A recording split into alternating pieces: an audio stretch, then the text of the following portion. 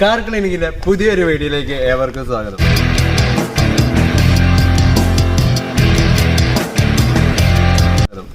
ഇന്ന് നമ്മള് വെറൈറ്റി ഒരു പരീക്ഷണമാണ്.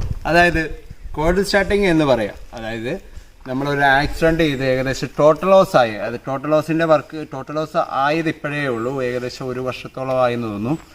ടോട്ടൽ ലോസിന്റെ പേയ്മെന്റ് കാര്യങ്ങളും കൊറോണയൊക്കെ ആയതുകൊണ്ട് താമസിച്ചു പോയി. അതുകൊണ്ട് തന്നെ എന്താ പറയുക, ടോട്ടൽ ലോസ് ആയിട്ട് കിടക്കുന്ന നമ്മുടെ വർക്ക്ഷോപ്പിൽ തന്നെ ടോട്ടൽ ലോസ് ആക്കാൻ വേണ്ടി ഇട്ട ഒരു വണ്ടിയുടെ വീഡിയോ ആണ് നമ്മൾ ചെയ്യുന്നത്. അന്നേരം വണ്ടി പൂർണ്ണമായിട്ടും ഏകദേശം നശിച്ചതാണ്. എന്നാലും നമുക്ക് എന്താ പറയുക, അത് സ്റ്റാർട്ടാകുമോ, അത് നമ്മളിപ്പം എടുത്താലോ എന്നൊരു പ്ലാനുണ്ട്, എടുത്തിട്ട് പണിതാലോ എന്നുള്ളൊരു പ്ലാനുണ്ട്. അന്നേരം അതിൻ്റെയൊക്കെ നമുക്ക് ഒരു വീഡിയോ ആയിട്ടൊക്കെ ചെയ്യാമെന്ന് ഉദ്ദേശിക്കുന്നുണ്ട്. എന്നാലും നമ്മൾ ആദ്യത്തെ ഘട്ടം എന്ന രീതിയിൽ ഈ വണ്ടി ഒന്ന് സ്റ്റാർട്ടാക്കി നോക്കണം. എൻജിന് എന്തെങ്കിലും പ്രശ്നമുണ്ടോ, ഇത്രയും നാൾ മഴയത്ത് കിടന്നതുകൊണ്ടും നമുക്ക് എങ്ങനെ അതിൻ്റെ പെർഫോമൻസ് എങ്ങനെയൊക്കെ അത് സ്റ്റാർട്ടാവുമോ ഇല്ലയോ, അതിനെന്തെങ്കിലും വേറെ തകരാറുകൾ സംഭവിച്ചിട്ടുണ്ടോ എന്നൊന്നും ചെക്ക് ചെയ്തിട്ടില്ല. കാര്യം ടോട്ടൽ ലോസ് ആക്കി കൊടുക്കുക എന്നുള്ളതായിരുന്നു നമ്മുടെ കടമ. അത് വിജയിച്ചു. വണ്ടി കമ്പനി IDV കുറവായതുകൊണ്ട് തന്നെ അത് ടോട്ടൽ ലോസിലോട്ട് തന്നെ പോയി. കസ്റ്റമർക്ക് ആ വണ്ടി ഉപയോഗിക്കാനും വലിയ താല്പര്യമില്ലായിരുന്നു.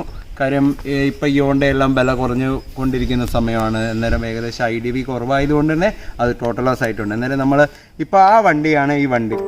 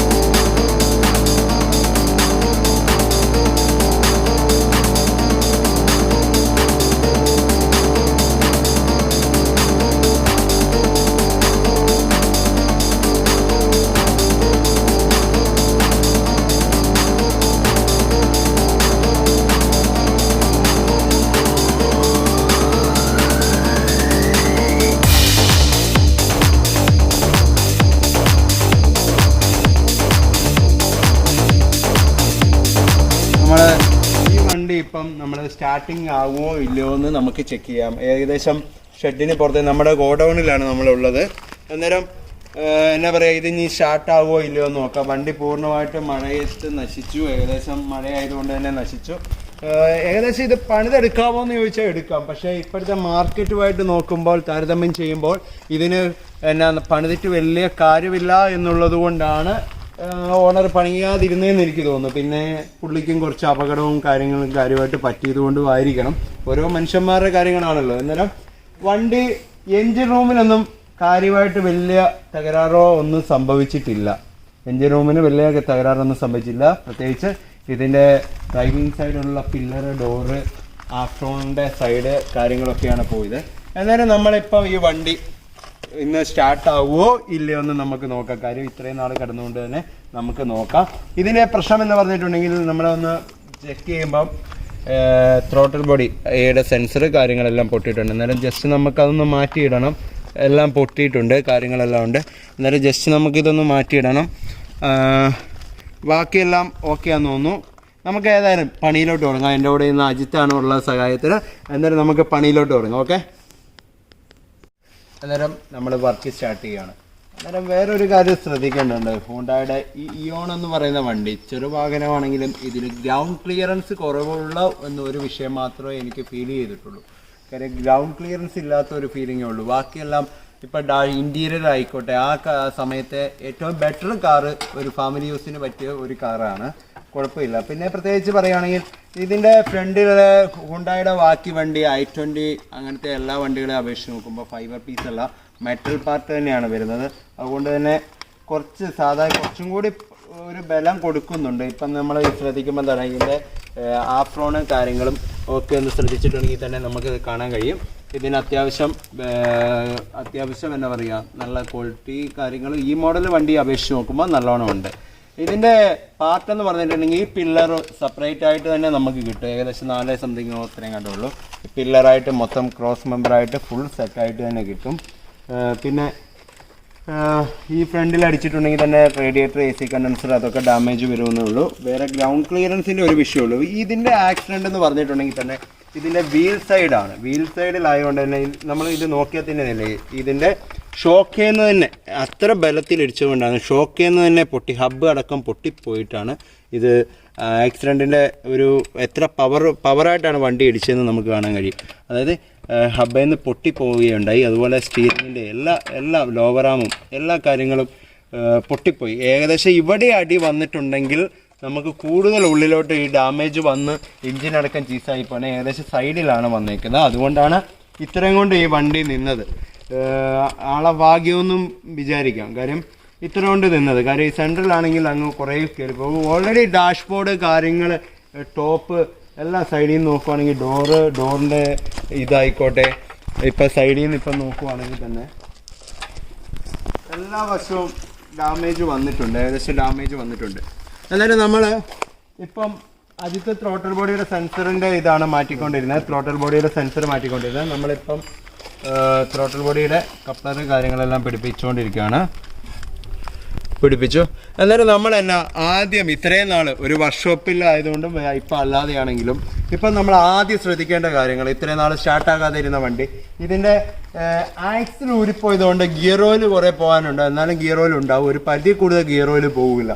ബാക്കി എൻജിൻ ഓയിൽ കാര്യങ്ങളെല്ലാം നമ്മൾ ശ്രദ്ധിക്കണം. ഫസ്റ്റ് നോക്കേണ്ട ഓയിൽ കാര്യങ്ങളെല്ലാം നോക്കണം. പിന്നെ എൻജിനൊന്ന് റൗണ്ടാക്കി നോക്കണം. ക്രാങ്ക് ആവുന്നുണ്ടോ എന്ന് ജസ്റ്റ് ഒന്ന് റൗണ്ടാക്കി നോക്കുന്നത് നല്ലതായിരിക്കും. എന്നിട്ട് നമ്മളൊന്ന് ജസ്റ്റ് വെള്ളവും കാര്യങ്ങളും നോക്കിയിട്ട്, വെള്ളം ഇല്ലെങ്കിലും കുഴപ്പമില്ല, ജസ്റ്റ് സ്റ്റാർട്ടാക്കുന്നതിന് വെള്ളത്തിൻ്റെ ഒന്നും വിഷയമില്ല. ഇപ്പം അങ്ങനെ വലിയ കുഴപ്പം ആവശ്യങ്ങൾ കാണുന്നില്ല. എന്തായാലും നമുക്ക് പണിയിലോട്ട് തുടങ്ങാം. നമുക്കിപ്പം ബാറ്ററി അജിത്ത് വേറെ കൊണ്ടുവന്ന് വെച്ചിട്ടുണ്ട്. ബാറ്ററി കണക്ഷൻ കൊടുത്തു. ഇതിൻ്റെ കുറേ റിലേ കാര്യങ്ങളെല്ലാം മഴവെള്ളം നനഞ്ഞ് പോയിട്ടുണ്ടായിരുന്നു.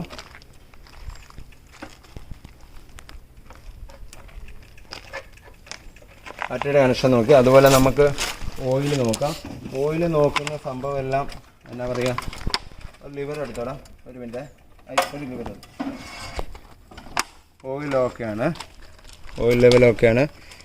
നല്ല കട്ടിയായി. ഇപ്പം എത്ര വർഷം ഓയിലിൻ്റെ നമ്മൾ പഴയ വീഡിയോ പറഞ്ഞാൽ 1 വർഷം കൂടുമ്പോഴോ 10,000 കിലോമീറ്ററോ ഓയിൽ ചേഞ്ച് ആക്കേണ്ട കാര്യം ശ്രദ്ധിക്കണം.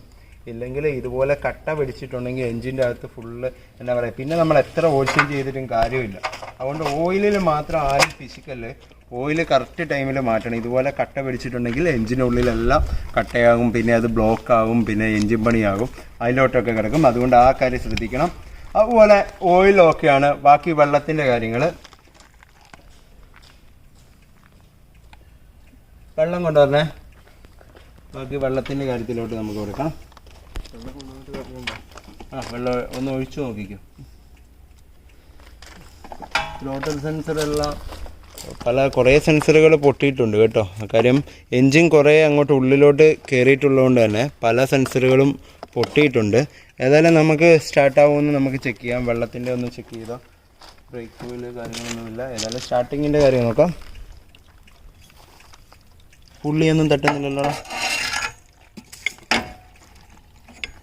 അത്യാവശ്യം നല്ല ബലമുള്ളതുകൊണ്ട് തന്നെ നമ്മൾ നോക്കിയിട്ട് കാര്യമൊന്നുമില്ല.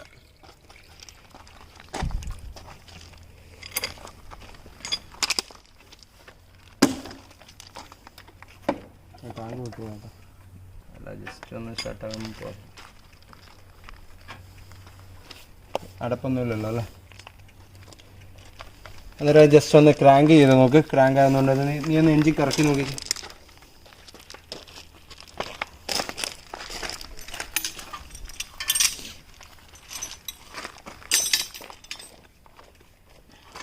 അന്നേരം അടുത്ത നമ്മൾ ഓയില് വെള്ളം നോക്കി.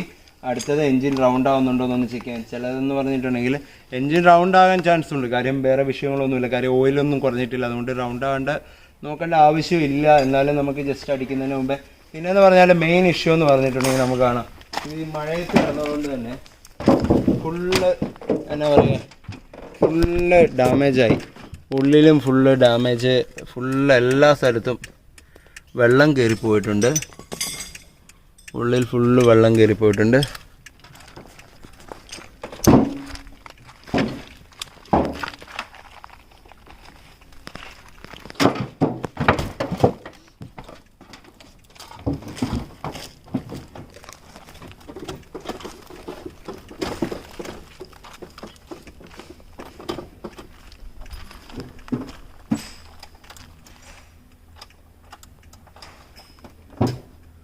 മീറ്റർ ലൈറ്റ് വരുന്നുണ്ട് കേട്ടോ. അപ്പം ആദ്യം മീറ്റർ ലൈറ്റ് വരുന്നില്ല, അതിൻ്റെ ഫ്യൂസ് ബോക്സ് റിലേ കാര്യങ്ങളെല്ലാം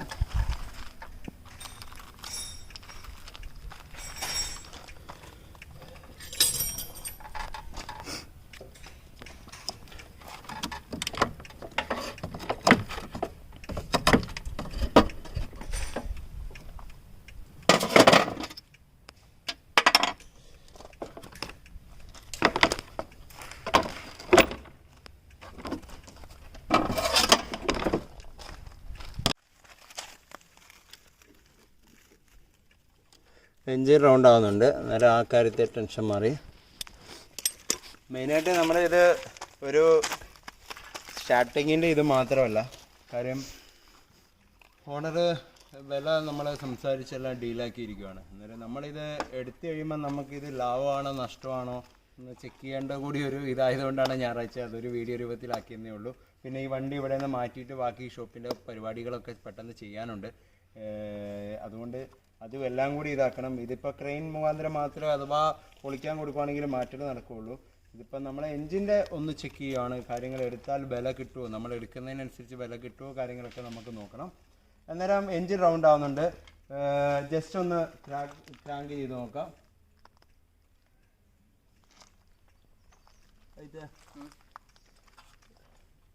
ചെറുപ്പടി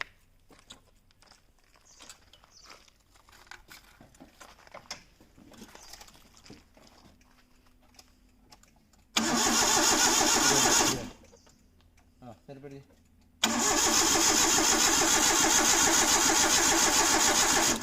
റൗണ്ട് ആവുന്നുണ്ട്. അന്നേരം നമുക്ക് എന്നാ പറയുക, പെട്രോള് വരുന്നുണ്ടോയെന്ന് ഒന്ന് നോക്കുക.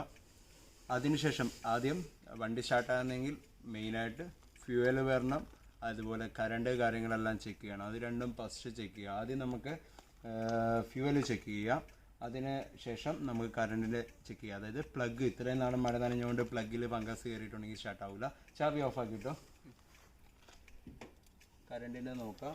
കറണ്ട് ജസ്റ്റ് ഒന്ന് സ്ഥലപ്പടിച്ചേടാ. ഒരു മിനിറ്റ്, അല്ല ഒരു മിനിറ്റ് ആയില്ല. ആ പ്ലഗ് അയച്ചു, പ്ലഗ് സ്പാനർ എടുത്തു. ഇതിൻ്റെ വേറെ കാര്യം എന്ന് പറഞ്ഞാൽ ഇപ്പോൾ ക്യാമ ക്രാങ്ക് സെൻസർ, ഏതെങ്കിലും സെൻസർ വണ്ടി ആയതുകൊണ്ട് തന്നെ ഏതെങ്കിലും സെൻസർ ഇപ്പോൾ പൊട്ടി, ഈ സെൻസർ പൊട്ടിയത്, അതുകൊണ്ടൊക്കെ എൻജിൻ്റെ വേരിയേഷനും സൗണ്ടിലും എല്ലാം വ്യത്യാസങ്ങൾ വരാം. അതുപോലെ തന്നെ ക്രാങ്കോ ക്യാമോ സെൻസർ പോയിട്ടുണ്ടെങ്കിൽ സ്റ്റാർട്ടാകാതെ വരാം. അങ്ങനെയൊക്കെ ബുദ്ധിമുട്ടുണ്ട്. അന്നേരം റാച്ചിറ്റ് എടുത്തു നമ്മൾ പെട്ടെന്ന്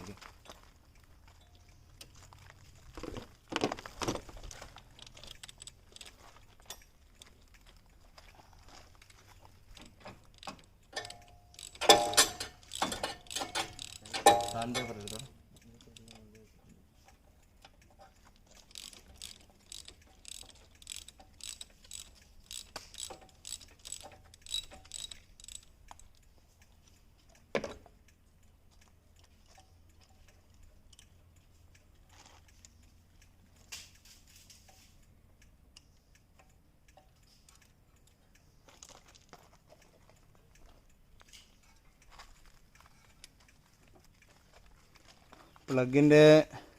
പ്ലഗ് കുഴപ്പമില്ല, പക്ഷേ ഫുള്ള് ഫംഗസ് കയറി. അന്നേരം പ്ലഗ് നമ്മൾ ഫുള്ള് തുരുമ്പ് കയറിയിട്ടുണ്ട്. പക്ഷേ ഇത് തന്നെ ഇട്ടാൽ മതി. കാര്യം നമ്മളിപ്പം പുതിയ പ്ലഗൊക്കെ മാറ്റിയിട്ട് അതിൻ്റെ പൈസ വേസ്റ്റ് ആക്കിയിട്ട് കാര്യമില്ല. നമ്മൾ എടുത്തിട്ടില്ല, ജസ്റ്റ് സംസാരിച്ച് വെച്ചിട്ടുള്ളൂ. നമുക്ക് അത് ക്ലീനാക്കി പിടിപ്പിക്കാം.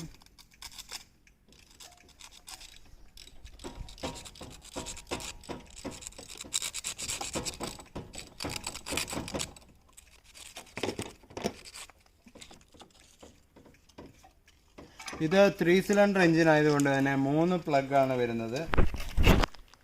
ഈ പ്ലഗിൻ്റെ എന്ന് പറഞ്ഞിട്ടുണ്ടെങ്കിൽ 5000 കിലോമീറ്റർ കൂടുമ്പോൾ ഒന്ന് ക്ലീൻ ആക്കിയാലും 10000 കിലോമീറ്റർ ഇത് ചേഞ്ച് ആക്കണമെന്നാണ് കാര്യം. എന്നാലേ നമുക്ക് മൈലേജ് കാര്യങ്ങളെല്ലാം ബെറ്ററായി കിട്ടുള്ളൂ. പിന്നെ നമ്മൾ ഇപ്പം എന്നാ പറയുക, ഇതിപ്പം ജസ്റ്റ് സ്റ്റാർട്ടാക്കുന്നതുകൊണ്ടാണ് ഇത് മാറ്റാതെ ഇരിക്കുന്നത്. കിട്ടണം.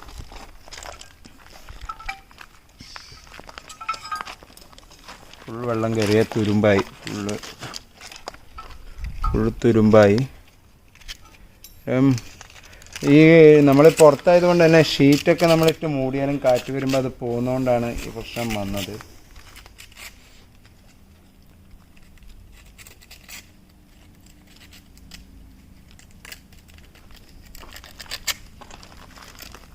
ജസ്റ്റ് ഒന്ന് അത് സെൽഫ് അടിച്ച് കളഞ്ഞോടാ കേട്ടോ. മാറി പൊടി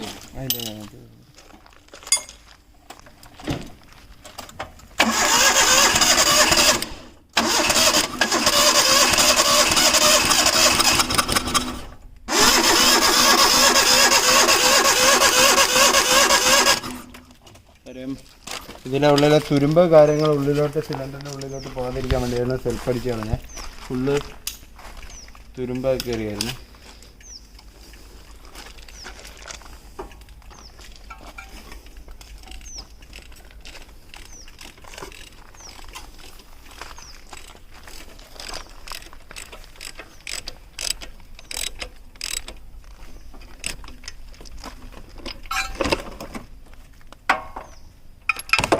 കോമ്പിനേഷൻ സ്വിച്ചൊക്കെ ഫ്രണ്ടിലെത്തി കേട്ടോ.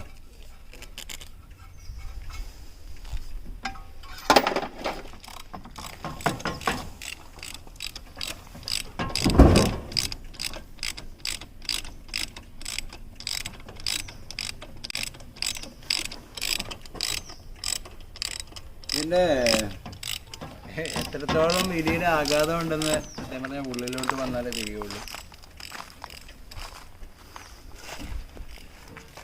ഡാഷ്ബോർഡ് കാര്യങ്ങൾ എല്ലാം ഡാമേജ് ആയിട്ടുള്ള ടോപ്പ്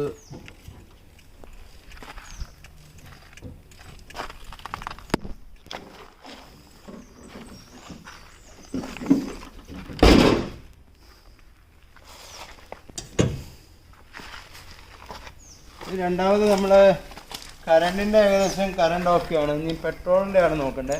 നോക്കുമ്പോൾ പെട്രോളിൻ്റെ നമ്മുടെ എന്താ പറയുക, പെട്രോളിൻ്റെ എന്തോ കാരണത്തെ സീറ്റ് പുറകോട്ട് വന്നിട്ട് എന്തോ പെട്രോളിൻ്റെ ഫ്യൂവൽ മോട്ടർ വരുന്ന വശം പൊട്ടിയിട്ടാണുള്ളത്. അന്നേരം അത് നമ്മൾ ഫ്യൂവൽ തൽക്കാലം മാറ്റിയിട്ടിട്ട് ചെയ്താൽ മാത്രമേ പെട്രോൾ വരുള്ളൂ. അത് നമുക്ക് ചെയ്യണം. രണ്ടാമത് നമുക്ക് പെട്രോളിൻ്റെ ഇത് നോക്കാം. എണ്ണ വരുന്നില്ല, പൈപ്പ് ചെക്ക് ചെയ്തപ്പോൾ എണ്ണ വരുന്നില്ല. അതുകൊണ്ട് പെട്രോളിൻ്റെ ടാങ്കിൻ്റെ അഴിച്ചിട്ട് ആ ഭാഗം ക്ലിയർ ആക്കണം. അന്നേരം എല്ലാ വണ്ടിയുടെയും ഇലക്ട്രോണിക്സ് വണ്ടിയുടെ ഫ്യൂവൽ മോട്ടർ എന്ന് പറയുന്ന സാധനമാണ് ഇത്. അതായത് ടാങ്കിൻ്റെ ഉള്ളിൽ വരുന്ന ഫ്യൂവൽ മോട്ടറാണിത്. അതിൻ്റെ അസംബ്ലിയാണ് ഇത്. അതിൻ്റെ ഫ്ലോട്ടിങ്ങിൻ്റെ റീഡിങ്ങിൻ്റെ ഇതാണ്. ഫ്ലോട്ട് അസംബ്ലിയുടെ റീഡിങ് കാണിക്കുന്ന ഇതിലാണ് ഇത് ഫ്ലോട്ട്. ഇതുപോലെ ഇതിൻ്റെ ഉള്ളിൽ വരുന്നതാണ് മോട്ടർ. അന്നേരം ഈ വണ്ടിയുടെ എന്ന് പറഞ്ഞിട്ടുണ്ടെങ്കിൽ ഇതിൻ്റെ പൈപ്പ് ഇവിടെ വരുന്നുണ്ട്. ഇതുപോലൊരു പൈപ്പ് വരുന്നുണ്ട്. അത് പൊട്ടിയതുകൊണ്ട് നേരെ എന്നാ പറയുക, ഇത് ഒട്ടിച്ചൊക്കെ വെച്ചിട്ട് ആയിരുന്നു എന്ന് തോന്നുന്നു. നേരത്തെ പൊട്ടിയതുകൊണ്ട് എണ്ണ കറക്റ്റ് ലീക്കാണ്. അന്നേരം നമ്മളത് മാറ്റിയിട്ടിട്ടാണ് ഇപ്പോൾ സ്റ്റാർട്ടാക്കുന്നത്. എന്നാൽ മാത്രമേ എണ്ണ അവിടെ എത്തിയാൽ മാത്രമേ സ്റ്റാർട്ടാവുള്ളൂ.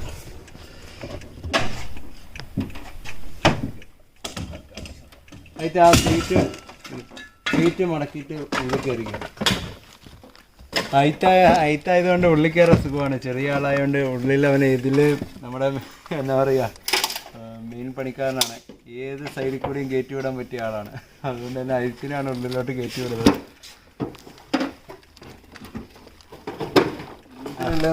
കാർബോർഡ് പീസ് വെച്ച്, ഇല്ലെങ്കിൽ ബട്ടക്സ് ഒക്കെ പോകുന്നതുകൊണ്ട് അജിത്ത് ബുദ്ധിപൂർവ്വം കാർബോർഡൊക്കെ വെച്ചിട്ടാണ് ഉള്ളിൽ കയറുന്നത്. അല്ല, മീറ്റർ ലൈറ്റ് കാര്യങ്ങളെല്ലാം പ്രോപ്പറാണോ എല്ലാം ഒന്ന് ചെക്ക് ചെയ്യണേ. താക്കോല് ഇമ്മൊബിലൈസർ ഏതൊരു സംഭവമൊക്കെ ഉണ്ടോ ഒന്നും കൂടി നോക്കണം. പതുക്കെ കയറിയാൽ മതി. ഗ്ലാസ് ശ്രദ്ധിക്കണം.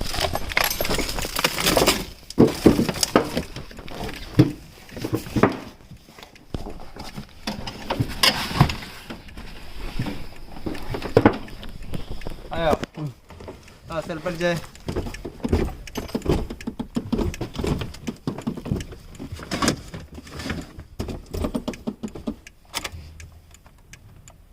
അടി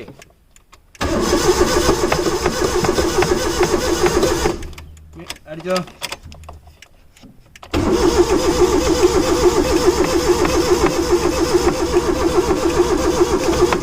അടിച്ചോ. ബ്ലിങ്ക് വല്ലാകുന്നുണ്ടടാ? ഇല്ലില്ല, ഒരു സെൻസർ ലൈറ്റേ ഉള്ളൂ. അത് കുറെ സെൻസർ പൊട്ടിയുണ്ടായിരിക്കും, അത് വിഷയമില്ല. അന്നേരം അടിച്ചോ. ഒരു മിനിറ്റ്. അടിക്കല്ലോ.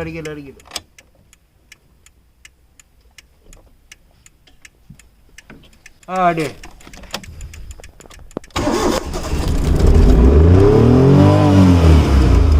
റൈസ് ആക്കണം. റൈസ് ഒരു മിനിറ്റ് ഓഫ് ആയി പോകുന്നുണ്ട്. ഒരു മിനിറ്റ്, ഒറ്റ മിനിറ്റ്. സ്റ്റാർട്ടാക്കിയേ.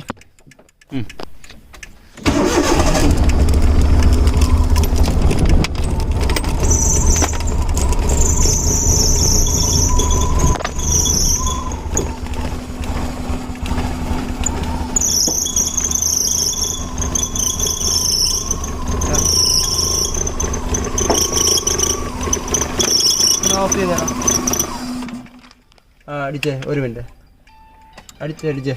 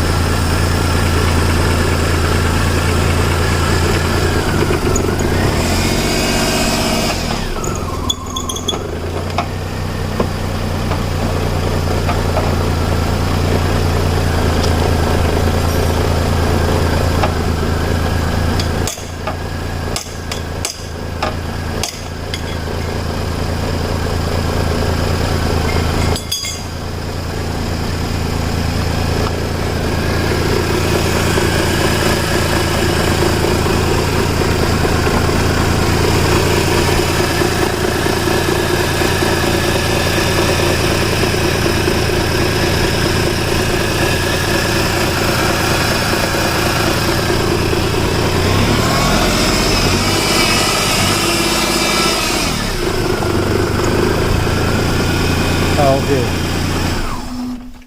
നേരെ നമ്മൾ വണ്ടി സ്റ്റാർട്ടാക്കിയിരിക്കുകയാണ്. ഓയില് ഉള്ളിൽ നല്ല കട്ടി പിടിച്ചിട്ടുണ്ട്. എന്നാ പറയുക, ഓയില് കറക്റ്റ് മുകളിലോട്ട് കറക്റ്റ് കയറുന്നുണ്ടോയെന്ന് ചോദിച്ചാൽ ലേശം കുറവ് പോലെ അതുകൊണ്ട് ഫീൽ ചെയ്യുന്നുണ്ട്. വണ്ടി പക്ക സ്റ്റാർട്ടിംഗ് ആണ്. അന്നേരം എൻജിൻ സംബന്ധമായിട്ട് വലിയ കുഴപ്പമില്ല. ആ ഓയിൽ ചേഞ്ച് ആക്കാതെ കുറേ നാൾ ഇരുന്നതിൻ്റെ പ്രശ്നങ്ങൾ മാത്രമേ ഉള്ളൂ. അന്നേരം എങ്ങനെ എന്തിതായാലും ഇപ്പം നമ്മൾ എത്ര വർഷം കിടന്നാലും ഇതൊക്കെ സ്റ്റാർട്ടാകുമെന്ന് മനസ്സിലായി. ഇതിപ്പം ആകെ കംപ്ലൈൻറ്റ് സെൻസറിൻ്റെ കുറച്ച് കംപ്ലൈൻറ്റും പിന്നെ അതുപോലെ ടാങ്കിലെ മോട്ടറിൻ്റെ പൊട്ടിയ ആ പ്രശ്നങ്ങളും മാത്രമേ ഉണ്ടായിരുന്നുള്ളൂ. പിന്നെ അത് മാത്രമല്ല, സെൻസറുകൾ കൂടുതലായിട്ട് പോയിട്ടുണ്ടെങ്കിൽ നമുക്ക് കൂടുതൽ തലവേദനയാണ്. അതൊന്നും ഇല്ലാതെ ഇത് സ്റ്റാർട്ടാക്കാൻ പറ്റി. ഇന്നത്തെ ഈ ഇയോൻ്റെ കോഡ് സ്റ്റാർട്ട് വീഡിയോ എല്ലാവർക്കും ഇഷ്ടപ്പെട്ടെന്ന് വിചാരിക്കുന്നു. അതുപോലെ നല്ല വീഡിയോസായി നമ്മൾ വരും ദിവസങ്ങളിൽ വരുന്നതായിരിക്കും. ഇതുവരെ ഈ ചാനൽ സബ്സ്ക്രൈബ് ചെയ്തിട്ടില്ലെങ്കിൽ എല്ലാവരും സബ്സ്ക്രൈബ് ചെയ്യുക. അതുപോലെ എന്നാ പറയുക, നിങ്ങളുടെ കൂട്ടുകാരോടൊക്കെ പറഞ്ഞ് പ്രത്യേകിച്ച് ഈ ചാനൽ സബ്സ്ക്രൈബ് ചെയ്യിപ്പിക്കുക. എല്ലാവർക്കും ബൈ ബൈ.